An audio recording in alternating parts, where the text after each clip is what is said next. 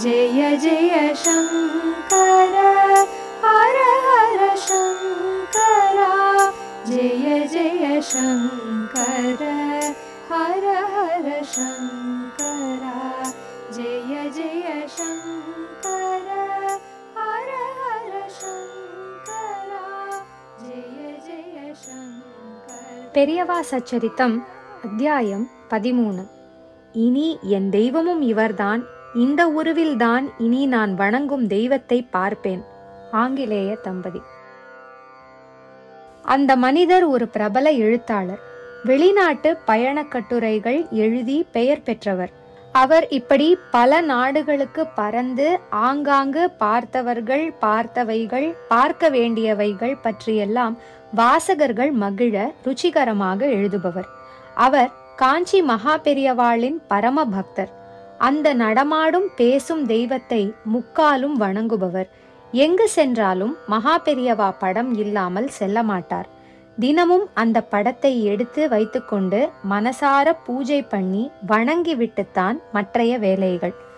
ஒரு தடவை உலக பயணத்தில் எங்கோ ஒரு மூலையில் உள்ள நாட்டில் ஒரு முடுக்கு நகரத்தில் அவர் தங்கியிருக்க நேர்ந்தது. அந்த ஊரை பற்றி விவரங்கள் சேகரிக்க முயன்றார். அவரது நண்பர் ஒரு ஆங்கிலேயர் அங்கு அப்போது இருந்ததால் அந்த ஊருக்கு சென்றிருந்தார். இவர் வந்து அங்கு தங்கியிருக்க வேண்டிய வசதிகள் செய்து கொடுத்த வெள்ளைக்கார நண்பரின் உறவினர் வீட்டில் சில நாள் அந்த சிறிய ஊரில் தங்க முடிவானது. எழுத்தாளரும் அங்கு சென்றார். அவருக்கு தனி அறை கொடுத்தார்கள். அதில் அவர் தங்கியிருந்த போது ஒரு நாள் காலை அந்த 2 வெள்ளைக்காரர்களும், அதாவது நண்பரும் அந்த வீட்டுக்காரரும், எழுத்தாளரை கண்டு பேச அவர் அறைக்கு வந்தனர். எழுத்தாளர் வழக்கம் போல் அந்த காலை வேளையில் மகா பெரியவர் படத்தை மேசையில் வைத்து வணங்கி கொண்டிருந்தார்.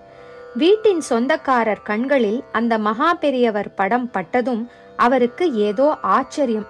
எழுத்தாளர் தியானம் முடிந்ததும் கேட்டார், இந்த படத்தில் இருப்பவர் யார்? நான் வணங்கும் தெய்வம். நீங்கள் எந்த மதத்தினர்? இந்துக்கள். இந்து கடவுள்கள் நிறைய கைகள், தலைகள், ஏதோ ஒரு பட்சி அல்லது மிருகத்தின் மேல், இப்படித்தான் எனக்கு இதுவரை அறிமுகம். இந்த கடவுள் யாரோ ஒரு மனிதராக, கிழவராக அல்லவோ இருக்கிறார்? நீங்கள் சொல்வது வாஸ்தவம். இவர் நம்மை போல் இந்த உலகில் மனிதனாக இருப்பவர். மிக எளிமையானவர், ஆனால் தெய்வம். ரிஷி என்பீர்களே, அப்படிப்பட்டவரா இவர்?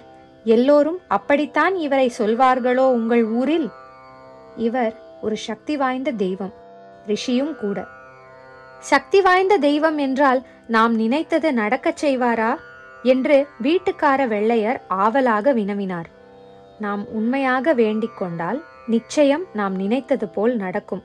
அந்த கருணை கடல் அதை நிறைவேற்றி வைப்பார். எழுத்தாளர் அளவு கடந்த பக்திமானாச்சே.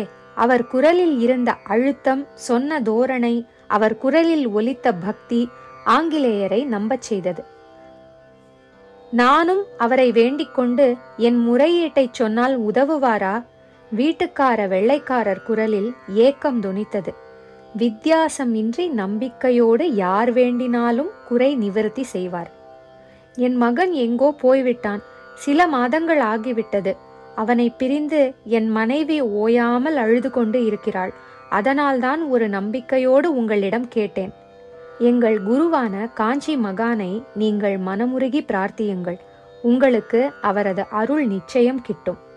தப்பென்று அந்த வெள்ளைக்காரர் சிலை போல் அங்கேயே அந்த இடத்திலேயே மகா பெரியவா படத்தின் முன்பு அமர்ந்து கொண்டார். கண்கள் மூடியிருந்தது. கைகளை சேர்த்து கட்டிக்கொண்டிருந்தார். நேரம் நழுவியது. நிசப்தம். சுமார் அரை மணி நேரத்திற்கு பிறகு கண்களை திறந்தார்.